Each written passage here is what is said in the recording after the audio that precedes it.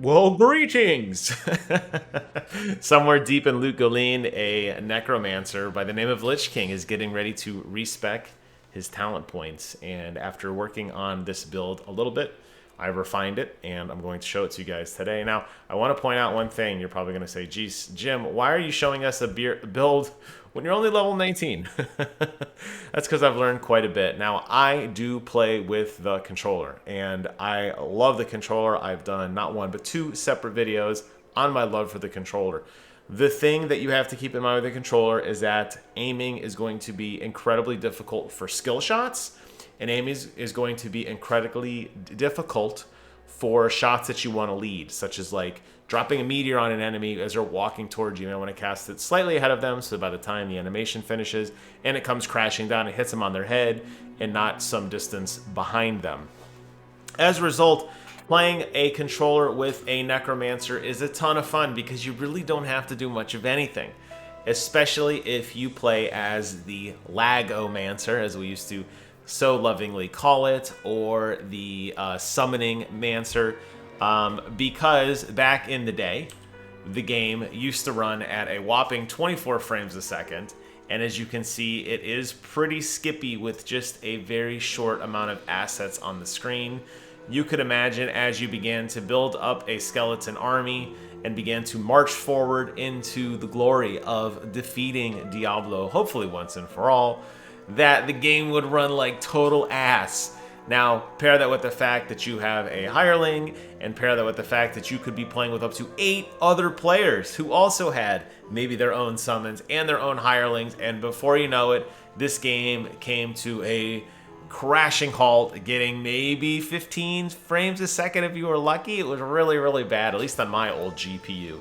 So thankfully, we live in the modern era where we get a nice smooth 60 frame a second experience. However, the issue of aiming with the controller is now a problem we didn't have before. So we jokingly call it the Lagomancer build, but essentially what it's going to revolve around is a ton of skeletons. Now, before we begin, the reason why I do have some points already established, as you can see, I picked up a pretty nice wand, which gives me +2 to skeleton mastery and +2 to raise skeleton, and I'm carrying a crude zombie head, which gives me +1 to raise skeleton. That is why you see 3 points there, even though I have yet to expend any of the 20 that I have earned, and 2 there for the exact same reason. Now, this build is a little different this go around because, one, of the controller aiming, and 2, because I have found in my playthrough over the last, I don't know, 8 or 10 hours or so, the skeletal mages kind of suck. They're very weak. They have very, very low hit points. And they have a hard time locking onto a target because they want to stand so far behind the action. They will sometimes walk through an enemy to walk far enough away to cast. They won't cast if an enemy is standing directly next to them. They'll actually walk away to cast, and that's usually when they get blasted. So this particular build of, this Gen 2.0 puts no points in skeletal mages. I know a lot of people say, well, geez, Jim, that doesn't mean you're going to get revived later on down the road. As we get into Nightmare and Hell difficulties, obviously my little trusty skeletons will probably not be enough. We'll have to revisit it at that point and see what makes the most sense. I'm also going to be eliminating the use of golems entirely for a very similar reason to the skeletons. I don't like the way the golems path, because the golem wants to get very, very close, and most enemies, particularly Act 2 and especially in Act 3, are so mobile. The golem just cannot keep up. And I cannot tell you how many times I'm watching my golem stand there and just get freaking bodied by everything on the map because they're so slowly and painfully walking towards their target. So that eliminates the clay golem, the blood golem, the iron golem, and the fire golem. And I think that the idea of this necromancer build, with having a wall of summoned enemies around you to kind of keep you safe, having one less of them with the golem, I think is going to open up other possibilities later on down the game that you're not going to have to absorb a lot of points in. With that said, all of my points are going to go into raised skeleton. I'm not going to worry about skeleton mastery right now, and the reason why is even though skeleton mastery will increase your skeleton life, and your skeleton damage by a marginal amount, you're going to be getting so much more offense and bang for your buck by utilizing this perk and maxing it out as soon as possible. In this case, not all 20 points are going to go there because I will put 1 point into Amplify Damage. And Amplify Damage will be my primary offensive curse through the entire first act. Some people recommend later on down the road, you can start to put points into things like Confuse to try to maybe help enemies, take some of the burden off. They also say that Dim Vision works well, particularly in some of the ranged enemies. This is really, you really start to notice this in Act 1 Nightmare when you're fighting a lot of ranged archers and that sort of thing. They're kind of off screen and they're beating on your skeletons pretty hard. And I've also seen some people recommend Weaken because it kind of buffs up, the overall horsepower that you have of a skeleton. But for this particular build, I'll be using Amplify Damage. The reason why I use Amplify Damage, one, it only costs me 1 point. I don't have to waste a lot of points getting into it. And most importantly, it's very easy to spam, even with the controller. Again, you'll see with the aiming here in a minute why that's important. You're going to be kind of up to the will of the game to determine what you're going to be actually aiming Amplify Damage at. But since it's so cheap and you could spam it, you're not going to worry about it too much. Everything else is going to go into the summoning tree. I'm not worrying about using Teeth or Poison Dagger or even Corpse Explosion, which a lot of people recommend Corpse Explosion. The reason why I'm against Corpse Explosion, at least in the first loop, is that Corpse Explosion, while it does a pretty good amount of damage, again with the controller, you cannot target where you want to hit things, number one, because you can't specifically specify, hey, I want to blow up this specific body that will do the most amount of damage, number one. And number two, the mana cost is incredibly steep, and it only gets, harder and harder to kind of keep that momentum going as a primary offensive ability. Additionally, every corpse you explode is one less skeleton you can summon when you may need it. Now, you could say, well, geez, how about in a situation where your skeletons are too stupid, and instead of fighting the summoned monster, they're fighting all the, kind of like fodder in between, and it's taking a long time to get through there? Well, that's fine too. Just go ahead and cast more skeletons and just continue to build up off their corpses and just push the line forward that way, if you absolutely have to. I don't think that you do, though. So I'm going to go ahead and start jacking some points into this. And you can see as I do that, not only is their life increasing, their damage is increasing, their amount of skeletons is increasing, but this is going to give me a pretty good buff of skeletons. Now, long ago, back in the days of Diablo, I was able to get I want to say it was 16 or 17 skeletons. They have since changed that. They have reduced the skeletons. This was version 1.10, by the way. This came out, 20 years ago, guys. However, because the version was so old and so long ago, this is just kind of the standard is what we accept now. So the skeleton has decreased. I can get 9 skeletons, each with 200 life, a 365 attack rating with a reasonable amount of offense and defense, and I could always put more points into this, which is where I'll start dumping the remainder of my points. And then eventually I will probably put 1 or 2 points into here. I don't feel there's a lot of gains in there. I'm totally skipping mages, as I said. So with a Necromancer, thankfully I have my trusty friend Razan here. What's up, Razan? Say hi to everybody. Hello.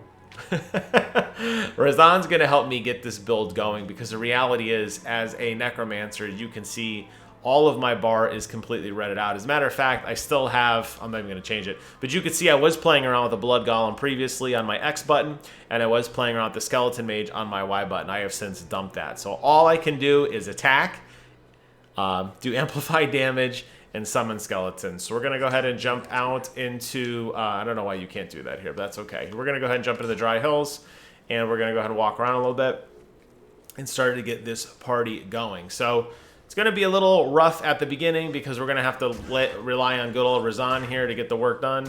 I guess this will be a good time to show off the amplified damage mechanic. So all I can do with amplified damage is cast it. You could see where the kind of by default what the range of this is, to give you an idea of how far you could possibly cast it. If an enemy is closer, the game will prioritize that as a potential target for you to cast on instead. which is nice. And like I said, since it's so cheap and spammable, you won't have an issue with it. Speaking of spammable, I totally forgot to mention my stat points, which you could see I have a whopping 90 stat points in.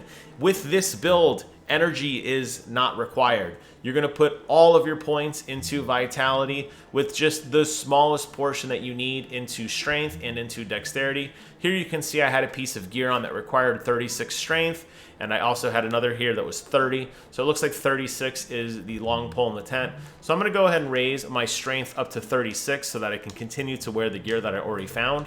The rest of it will go into vitality. That's what makes this build incredibly high survivability, because I'm going to be able to take a beating. You're going to see I'm going to have some ridiculous vitality as the game goes on. There you can see the armor is now blue, which means I can once again wear it. Life is good.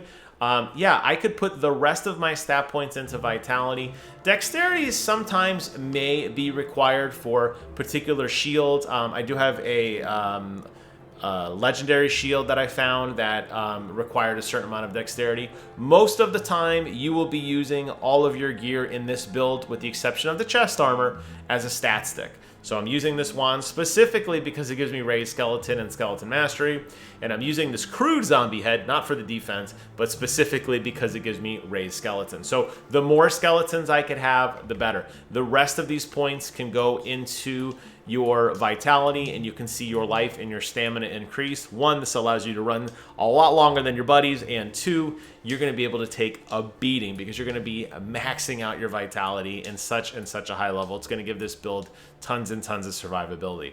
I know a lot of you Diablo veterans are probably asking, well, geez, Jim, what about your defense rating? Shouldn't you be maxing out your defense rating such that your chance to block increases? And I'd say no. I would say as long as you know how to move around the map with the amount of skeletons you are going to have that are going to be your offensive line consistently throughout the game, I don't think you're going to need to worry about blocking. And I think, honestly, if it gets to the point where you are taking a lot of damage, you are playing this build incorrectly, and you need to reassess kind of where you stand on the map. And I think that's what makes this build fun. It's fun in a different way. You're kind of coaxing the AI to do the hard work for you. You're not doing anything. You're just standing in a place. The AI will, by default, circle around you and try to defend you, which we're going to take a look at here in a second. But you're also going to see a lot of, we'll just go ahead and put 65 in for now. You're also going to see a lot of instances in which I need to kind of pull the AI in a direction by kind of walking with them in a certain way and say, okay, hey, we need to kind of like move the pile, a little bit in a certain direction. So we'll go ahead and get started. Now that we got a couple skeletons in our midst, we'll get a lot more as time goes on. You notice these guys are on acid. They run around like madmen, which actually works out to your benefit, because as you're walking, they don't always typically just walk behind you. You see them zigzagging in front of me, left of me, right of me, whatever. They provide a phenomenal buffer. And look at how far away I am from everything, standing way back here. Now, you will notice that getting this build up and running is going to require you to kind of jumpstart with some mana potions, because you don't have a lot of mana in this build. Again, you're saving those points instead for vitality, should you absolutely need it. I know I said you shouldn't be getting hit, and I agree with that, but in the instance you do, you're going to be very, very thankful that you have that extra vitality. So here is the build proper with 9 skeletons. You can see if I stand in the middle here, there is a lot of offense that is surrounding me from the enemy, and it is going to pay absolute dividends as we fight. I also have that amplified damage on my RT so that I can cast some amplified damage over the top for elite enemies. There you can see I can cast it there and cast it there. I can cast it on that pack coming in, and I could stand back and just wait and watch. And I think this is actually a very, very fun way to play. It's different for sure.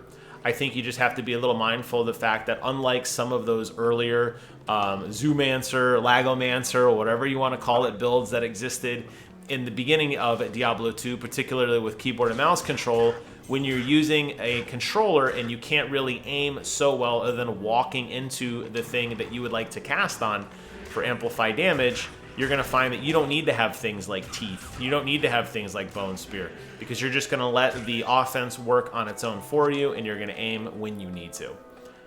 And I love that. I think that's really, really fun. My friends laugh hysterically because I've been playing like this. This has become my main character, by the way. I know the game came out about a week ago. I think, like I said, this is the farthest I've been. I have a paladin that's kind of close there, but just a different way to play altogether. Last thing I'll mention is, and you're not going to see it here today, unfortunately, when you get into situations where there are a lot of tunnels, when you're thin corridors and you're having a difficult time pushing the pile, remember that your skeletons, while they do bind up on each other, they never bind up on you. You can completely clip through them.